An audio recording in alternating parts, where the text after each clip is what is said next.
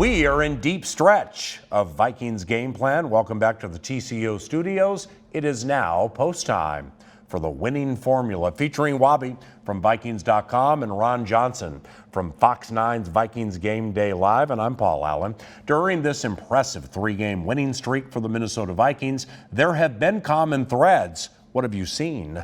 Kirk Cousins, his play has changed completely. He's gotten more aggressive. He said he's playing with an edge. I like the fact that he's 75% completions, 10 touchdowns, which is first amongst quarterbacks in the same three-game span. And he's not turning the ball over. I think that's the other key. Only one interception, which you can't even put on him. Yeah. You can say Stephon Diggs and went off his face. So if you look at the way Kirk's playing, that's my reason I feel like the way they're winning right now. And with smart players at the end of that Diggs play there, Wobby, we saw it live, man, at Ford Field. He wraps the ball up with both hands. So smart. Smart players, smart coaches. I'm not going to disagree with anything Ron said. I do think the common thread in the winning streak is offense. Something about the offense, pick whatever it is you really, really like. I like the balance on offense. The play selection by Kevin Stefanski and this staff has been very good. Yeah. 35 runs per game, 30 passes per game. I think you look at the last three games for the Vikings offense, 36 points per game. You think they're airing it out every single snap all over the field. And they are a little bit, but they actually have more runs than passes called in that three-game winning streak, so I love the balance. And you saw the time of possession number around 32 minutes. Interesting to note, this could be a game of keep away, Vikings and Redskins, because Washington is near the bottom of the NFL in time of possession. Now, Washington employs the greatest running back in the history of Minnesota Vikings football, Adrian Peterson. He'll be heading to the Hall of Fame, but we also like Dalvin Cook. Talk about that situation. He's a three-down back, and I think that was the difference in him and Adrian. Adrian would come out on third downs. He wasn't going to be a blitz pickup guy. Not to say he couldn't do it. I don't know if he just didn't want to do it sometimes, but Dalvin, you don't know what you're going to get from him when he's on the field, and I think that's the tough thing for defenses to figure out is he can line up a receiver, he can catch a screen, and then on third down, he can take a draw and get you a first down. So Adrian was a little predictable. I think Dalvin adds unpredictability to this offense. Boy, those Dalvin plays we're seeing right here in Vikings game plan, holy cow. Yeah, Dalvin is a different player than Adrian. They play the same position, but they play it drastically differently. And I really think Adrian was sort of the final hurrah in a certain era of running back. Yeah. And Adrian was the last one to do it at a really high level. And he's going to get to the Hall of Fame because of it. Look at the numbers on the screen. That's a great take. Just short of 14,000 rushing yards, 8th all time. He's probably going to finish in the top 7, maybe even the top 5 by the time he's said and done. I mean, this guy single-handedly brought the Vikings to the playoffs in 2012 in the final 4 games of the season. But now the running back position has changed. It's different. And Dalvin Cook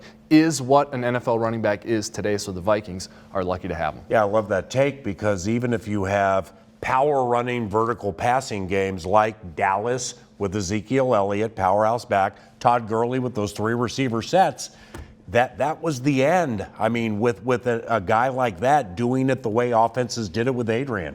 Wonderful, wonderful approach to that. Now, speaking of a wonderful approach, how about this quarterback, Kirk Cousins? Holy cow. Not only during the 3-game winning streak, but maybe outside of the Green Bay game, Kirk has had a very quality season, and he has a lot of weapons around him. Nuances in Kirk Cousins' improved play, let's say over 3 games. Yeah, I think his off-season workout. So he said he played tennis. If you think about tennis players, they have to torque their body in all kinds of weird ways. He's doing that now. The play action is working so well for him. Why? Because he can roll left and still make a good throw, as we see here, where a lot of teams are assuming play action boot nakeds are going to go to his strong, dominant hand. He's doing the opposite. He's going left and making great throws like you see there with Adam Thielen without completely having to set his feet. Here's another one, and like unleashes the ball down the field. And so for a guy to be able to do that, roll left and throw a strike like that, I think that's a nuance that a lot of people aren't giving him credit for. Yeah. One of my favorite parts of him over these last 3 games, and Ron wouldn't necessarily like this because Ron wants the ball thrown to him every single time. That's what his quarterbacks always told me. But Captain Kirk will spread the ball around to everybody. Yeah. And we saw that last week in Detroit when Adam Thielen goes out early in the game, no problem. I mean, Kirk Cousins threw for 330-plus yards without Adam Thielen for most of the game. So I think he's been very good about being an equal opportunity thrower. Whoever is open, I'm going to throw it to him. It could be Olabisi Johnson. It could be C.J. Ham. It could be Kyle Rudolph. He's not leaning on one guy or one part of the passing game. He's been multiple, and that's a good thing. That stat that fact in the middle. NFL history, 3 consecutive games with at least 300 passing yards and a passer rating of 130 plus. This is a long sample business, okay?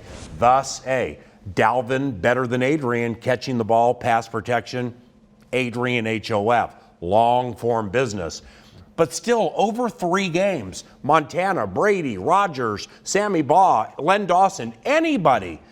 And in NFL history, this is unbelievable. Yeah, it is, and it's something that he can put his hat on. I know he's going to say he hasn't seen it much, but I'm pretty sure the media is going to bring it up a ton. Good thing it's a short week, so that he doesn't have a lot of time to see it. But yeah, that's definitely something you can look back and say, man, I did something nobody else has ever done. And now Kirk goes against his former team, the team that brought him into the NFL from Michigan State, the Washington Redskins. Best of luck to the Vikings, looking to win 4 in a row, and thank you very much for watching Vikings Game Plan. For Wabi and Ron Johnson, I'm Paul Allen. On behalf of the Vikings Entertainment Network, enjoy your day.